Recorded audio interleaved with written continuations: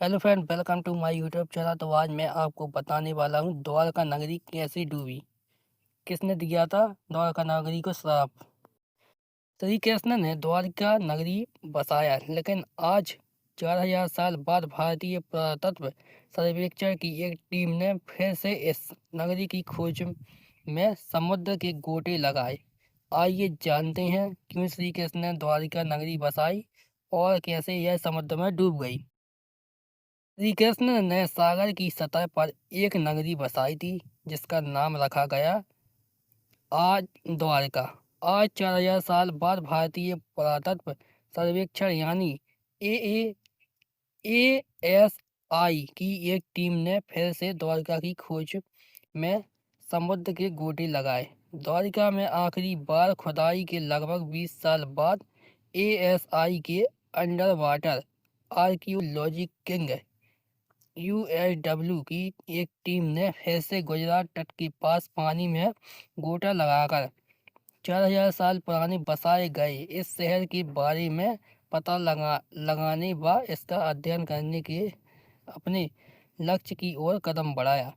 इस कड़ी में हम ये जानेंगे कि मथुरा के राजा वासुदेव के पुत्र यानी श्री कृष्ण को आखिर दूर जाकर किसी समुद्र की सतह पर कोई नगरी क्यों बसानी पड़ी, और फिर जब एक भव्य नगरी में लोग सुख चैन से रहने लगे तो क्यों समुद्र में पूरी नगरी ही डूब गई।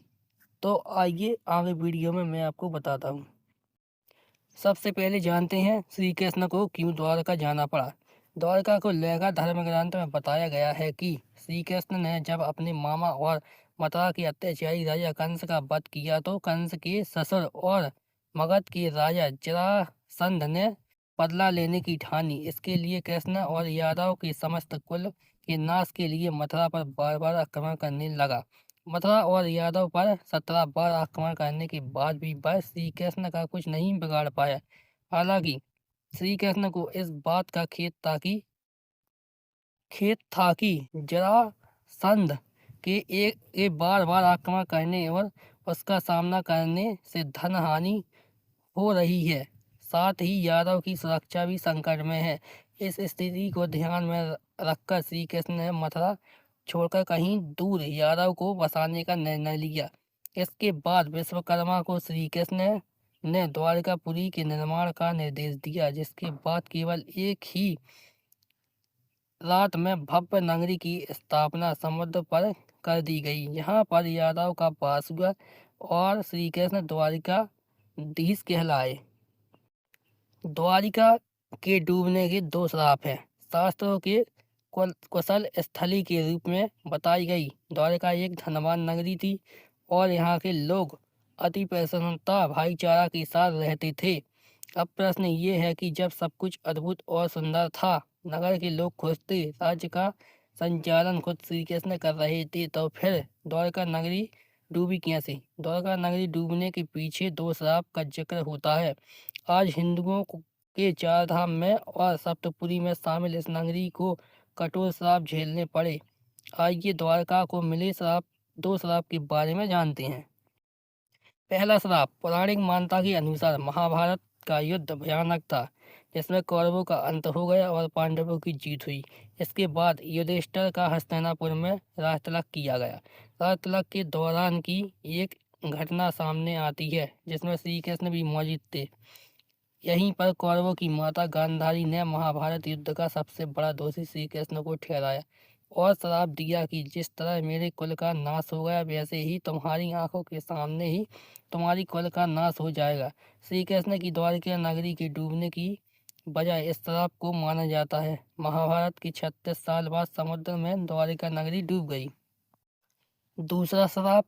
एक और पौराणिक कथा सामने आती है जिसमें महर्षि विश्वामित्र देव, ऋषि नारद, कण्व द्वारका नगरी पहुंचे थे, जहां पर यादव के कुछ लड़कों ने ऋषियों के साथ उपहार करने की योजना बनाई।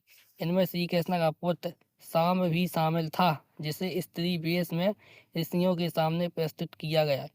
उपहार में लड़कों ने कहा कि यह स्त्री गर्भवती है, आप इसके गर्भ में पलने वाले शिशु के बारे में जानकारी दें कि क्या यह जन्म लेगा। इस तरह के उपहास को ऋषियों ने अपना अपमान मानते हुए श्राप दिया कि इसके गर्भ से मुसल उत्पन्न होगा जो समस्त यदुवंश का नाश का कारण बनेगा।